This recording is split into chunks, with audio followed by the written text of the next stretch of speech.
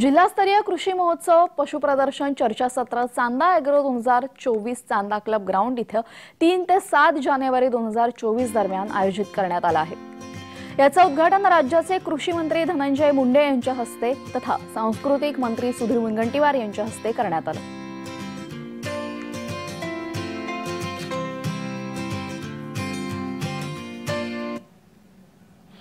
या निमित्ताने धनंजय मुंडे आणि सुधीर मुनगंटीवार यांच्याशी बातचीत केली आहे। आमचे प्रतिनिधी अनवर शेख यांनी पाहुयात। चांदा क्लब ग्राउंड येथे कृषी महोत्सव साजरा करण्यात आलेला आहे। या सुधीर महोत्सव म्हणजे शेतकऱ्यांसाठी काय आहे, काय आपण अनेक घोषणा केल्या आहे।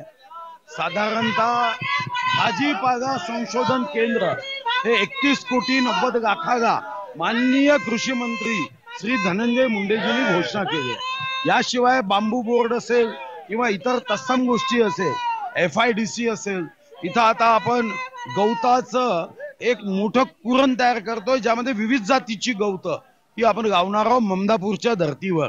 त्याचा एक उपयोग होणार आहे।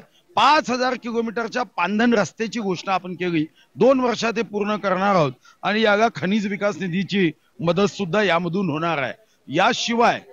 याशिवाय बांबू पॅलेट्स किंवा अशा तत्सम गोष्टी पूर्ण करायच्या आणि यासाठी लोकांना हे प्रदर्शन हे ज्ञानवर्धक व्हावं व संध्याकाळी सांस्कृतिक कार्यक्रम असं नियोजन या एक्झिबिशन मध्ये केलं आहे।